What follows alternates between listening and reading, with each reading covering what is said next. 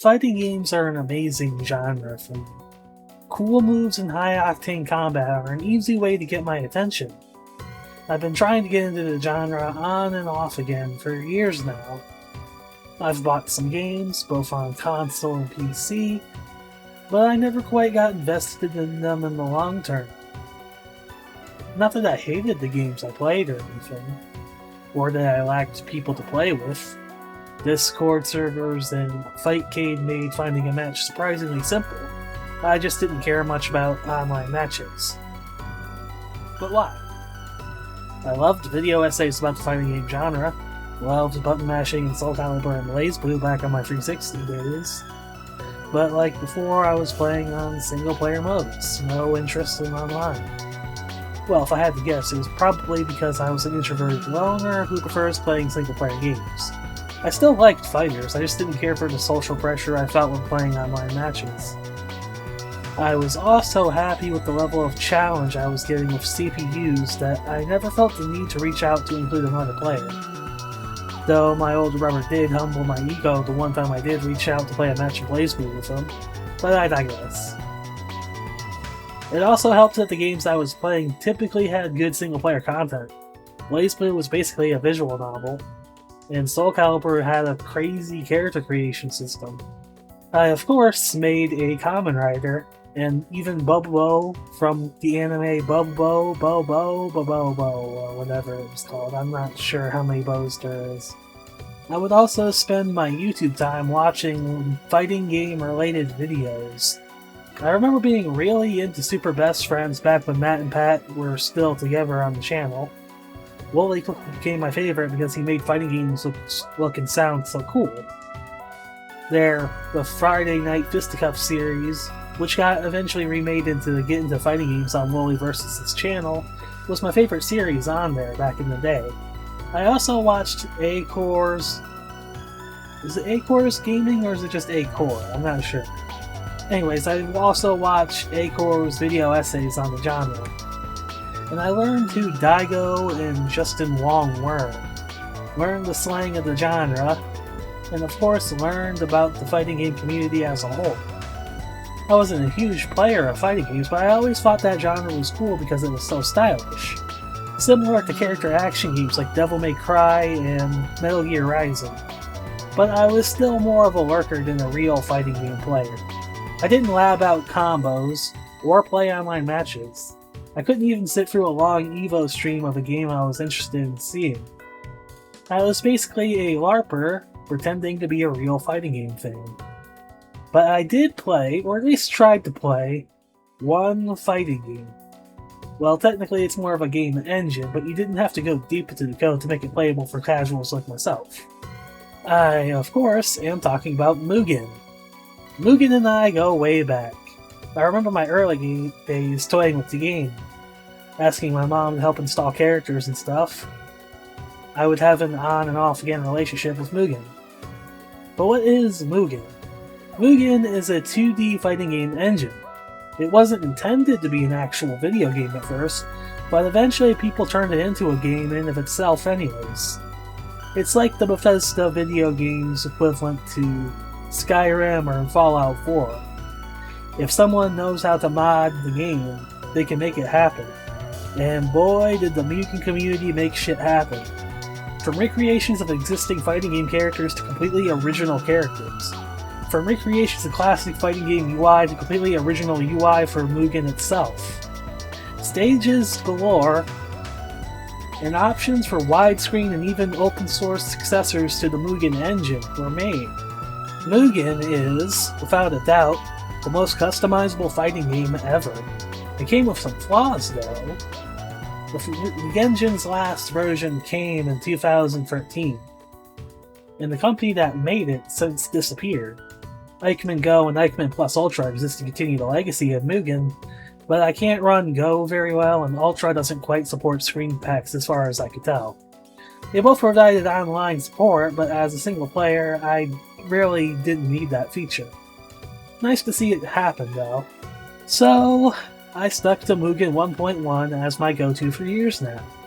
I would use external tools like V-Select for character roster organization, and the 4GB patch for the EXE to support more demanding characters that would crash the game otherwise. But that would be all that I could do to improve the game for modern standards. But that wasn't a big deal. Sure, Mugen was old and had its problems, but it was easily my favorite fighting game ever, simply because I could make it truly my game. I chose the characters, the stages, and even the music. But why am I making this video about an aging game that barely anyone knows about? Thanks mostly due to the Demon Slayer Roblox game of the same name. Simple. I'm bored, for starters. Second, I recently finished what I would call my Season 1 of my ultimate dream build of Mugen 1.1. I spent about a week making and curating my game to be the perfect build. I called it Mugen Ultimate.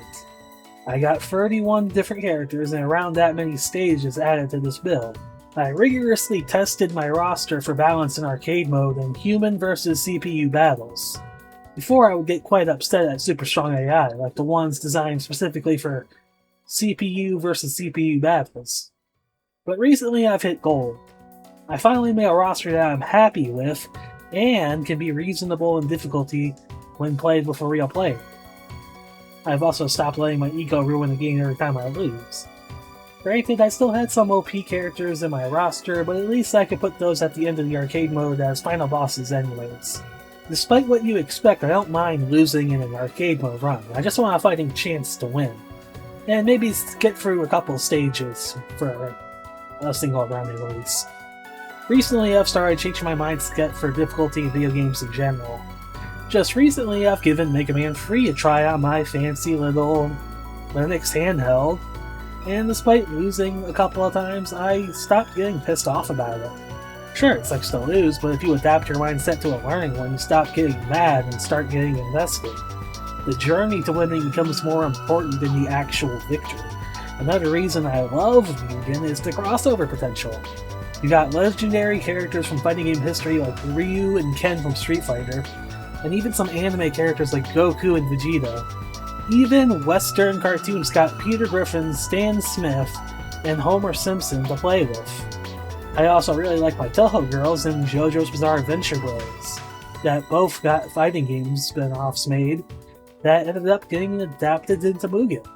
While I've only recently branched out to other fighting game IPs I never played in my Mugen roster, I still found a good level of variety in my games before then. But if you really want a huge crossover, make a roster of nothing but Jump Ultimate Stars style characters. I used to dislike the style of Mugen character because they were small Game Boy size sprites, but after trying them out a few times, I got the hype. I understand the hype now. Jump Ultimate Stars has tons of fandom characters thanks to small sprites being easier to make for creators. Turns out when you don't have to animate a large sprite-based character, it becomes much easier to get characters who never appeared in a fighting game in. There's like a whole bunch of anime characters in there that never even appeared in the original source game that these Jump Ultimate Stars came from. But yeah, I guess that's what happens when you use a smaller sprite. AI battles are also a good way to enjoy Mugen. Some characters' AIs were designed solely for such CPU cockfighting. I would recommend making several Mugen builds for the themes and styles.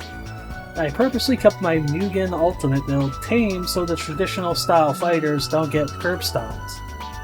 Plus it helps to keep jump style characters and large sprite style characters in their own builds respectively. I would even argue that different gameplay styles could be placed in their own copies of Mugen. I actually made an AI Mugen tournament video on the channel a year ago. I kinda made some mistakes with it, but honestly overall I enjoyed that video. It was pretty fun to make. The real reason I'm making this video is that I'm just now getting back into Mugen. Mainly so I have a game to use my Mayflash fight stick I got for Christmas recently, which I've been neglecting for a while, sadly. But also because it's one of the few PC games I can reliably record on a potato PC. I also really like the idea of trying some ideas out for Mugen content, like arcade runs, Mugen build showcase, AI tournaments, and of course whatever else I can think of. Or at least whatever I could get ChatGPT to recommend, but hey, that's like something people don't like, so I'm not going to be too keen on doing that. To end this video, I'm going to ask you, the viewers, a question. What would you like to see in a modern Mugen YouTube channel? I'll definitely think about it in the meantime, but until next time, or never, who knows, I kind of have a track record of giving up on stuff. I'll be working on my Mugen build for both fun and possibly this channel. So until then, peace out. See you later.